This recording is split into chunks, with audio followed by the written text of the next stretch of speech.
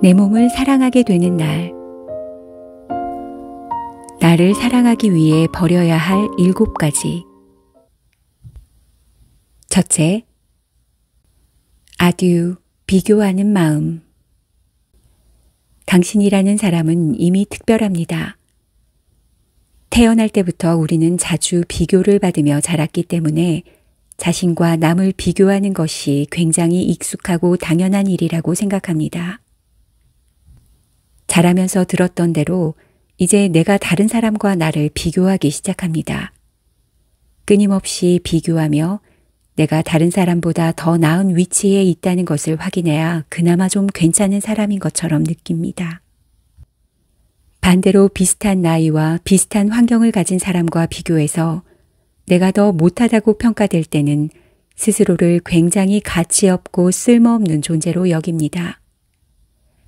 세상에 다양한 꽃이 존재하듯이 나 역시 누구도 모방할 수 없는 독특하고 유일한 존재로 세상에 태어났습니다. 장미와 백합 중 어느 꽃이 더 예쁜지 말할 수 없는 이유는 흉내낼 수 없는 그 꽃만의 독특한 아름다움이 있기 때문입니다. 마찬가지로 나라는 사람은 타인과 비교를 통해 존재 가치를 매길 수 없습니다. 나라는 사람은 이미 아름답고 특별합니다. 나만의 독특한 장점과 매력이 무엇인지 생각해 보세요. 혹시 그런 건 나에게 없어 라고 말하는 사람이 있나요? 그동안 한 번도 생각해 본 적이 없기 때문에 그런 겁니다. 보물찾기를 하듯 나만의 매력을 찾아보세요. 웃을 때 들어가는 보조개, 또렷하고 빛나는 눈동자, 빈 공간을 아름답게 꾸미는 능력, 가난한 사람을 불쌍히 여겨 돕고자 하는 마음, 예쁜 글씨체, 패션 센스, 다양함을 존중하는 태도, 다른 사람을 품는 수용력 등등 찾아보면 수없이 많은 매력이 있습니다. 지금 이 순간부터 내 안에 비교하는 마음을 모두 내려놓습니다. 두 번째, 아듀, 패배의식. 이 세상에는 당신이 꼭 해야 할 일들이 있습니다. 스스로를 부정적으로 바라보기 쉽습니다. 특히 우울하고 무기력하면 나는 무가치한 사람이야. 나의 앞날엔 희망이 없어. 세상은 살기 힘든 곳이야 라고 자신의 미래와 세상을 왜곡된 시선으로 바라볼 수 있습니다. 마치 이런 생각이 진실인 것처럼 받아들여서 자신을 제한하기 시작합니다. 왜곡된 시야에 가려져 자신을 과소평가하는 것뿐인데 당사자는 그걸 사실로 받아들입니다. 우리는 이 세상에 그냥 태어난 것이 아닙니다. 큰 일이든 작은 일이든 반드시 내가 해야 할 몫이 있습니다. 여름에는 선풍기나 에어컨이 감당할 역할이 있고 겨울에는 보일러가 감당해야 할 역할이 있는 것처럼 나에게도 내가 감당해야 할 역할이 있습니다. 그리고 목적에 맞게 살아갈 때 비로소 자신감이 높아집니다. 내가 이 세상에 태어나 꼭 해야 할 일이 무엇인지 그 비밀을 찾아보시기 바랍니다.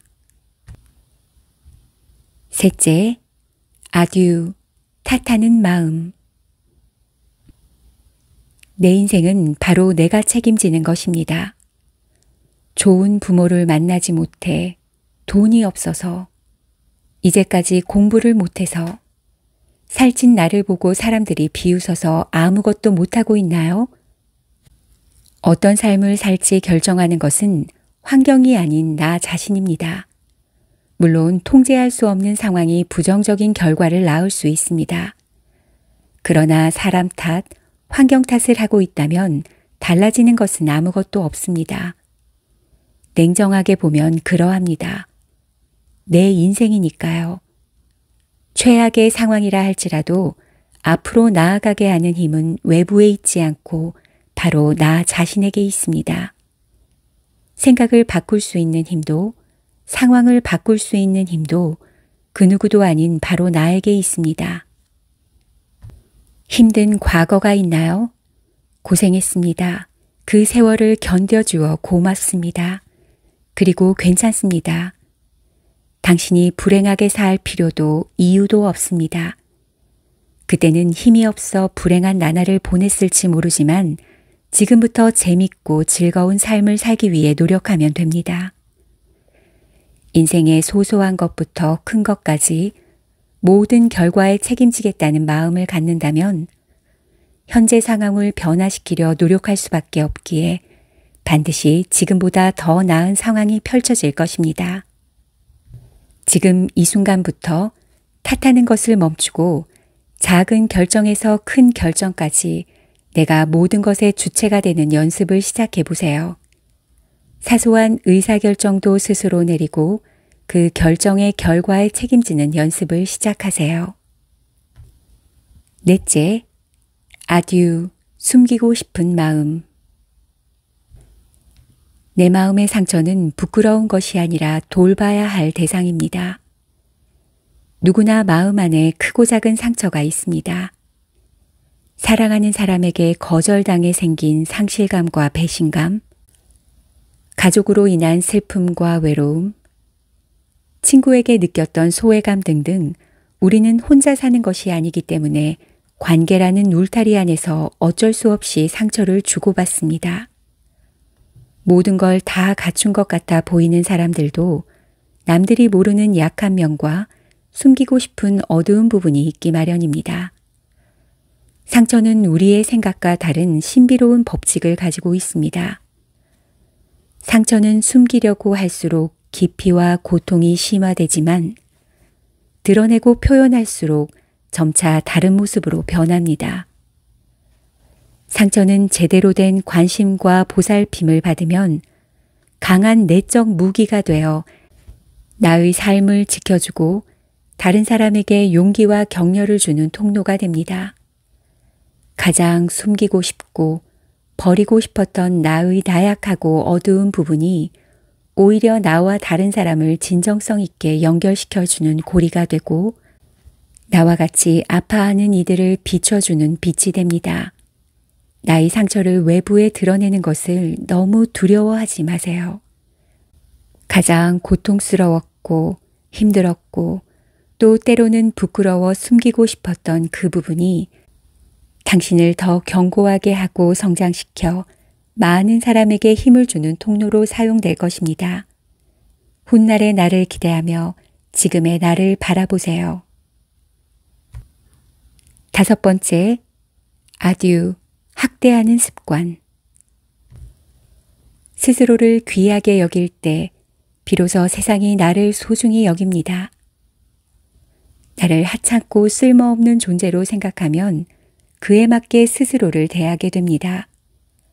생각과 감정과 행동은 하나로 연결되어 있기 때문에 내가 나를 어떻게 생각하느냐에 따라 주된 정서와 행동이 결정되는 것입니다. 자신을 귀하게 여기지 않고 쓸모없는 존재라고 생각하면 주로 우울함, 불안함, 초조함 같은 부정적인 감정에 빠집니다. 행동 자체도 스스로를 괴롭히고 학대하는 쪽으로 가기 쉽습니다. 이런 악순환을 끊으려면 첫 번째로 내가 자신을 얼마나 학대하고 있는지 돌아볼 필요가 있습니다. 자기 돌봄의 기초는 잘 먹여주고 재워주는 것입니다. 이것부터 제대로 하고 있는지 돌아봅니다. 두 번째는 일상에서 즐거운 감정을 놓치지 말고 의도적으로 찾아보는 것입니다. 여기서 말하는 즐거움이란 대단한 즐거움이 아니라 공원에서 듣는 새소리, 상쾌한 공기처럼 우리 곁에 늘 있는 소소한 것을 의미합니다. 세 번째는 생활 태도를 바꿔보는 것입니다. 마치 내가 귀부인이 된 것처럼 매 순간 스스로에게 귀한 대접을 해줍니다. 음식을 먹을 때도 제일 예쁘고 좋은 접시에 담아 먹고 옷도 최대한 예쁜 것으로 고르고 가는 장소마다 스스로에게 제일 좋은 것을 해주려고 노력합니다. 몸의 자세도 바꿔봅니다. 이런 작은 변화가 긍정적인 감정을 불러일으키는 데 큰 도움이 됩니다. 여섯 번째, 아듀, 부정적인 바디 이미지. 몸은 맞고 틀리고가 없습니다.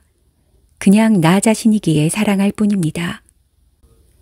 소위 말해 몸짱 열풍이 불면서 연예인이나 모델의 몸매가 마치 우리 모두가 가져야 할 몸의 정답인 것처럼 회자됩니다.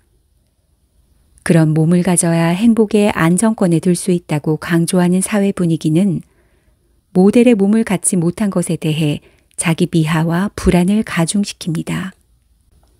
몸에는 맞고 틀리고가 없습니다. 내 몸이기 때문에 소중하고 아름다운 것입니다.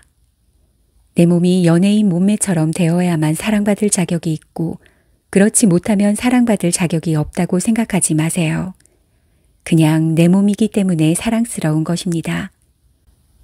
너무나 당연히 여겼던 내 몸에 대한 부정적인 바디 이미지와 왜곡된 신념이 현재 나의 삶에 어떤 영향을 끼치고 있는지 생각해 봅시다. 내 몸을 사랑해 주세요. 7번째, 아듀, 완벽주의. 완벽해지는 것이 아니라 나 자신이 되는 것이 행복의 비결입니다. 모든 면에서 완벽해야만 사랑받을 수 있다는 생각은 자신의 욕구나 감정에 집중하지 못하게 합니다. 사람은 아무리 노력해도 완벽할 수 없는 존재입니다. 실수해도 괜찮습니다. 우리는 평생 실수를 통해 끊임없이 성장하고 성숙해 나가는 존재입니다. 완벽해지는 것이 아니라 나의 모습 그대로 자신을 사랑하는 것이 내 삶을 행복으로 이끄는 비결입니다.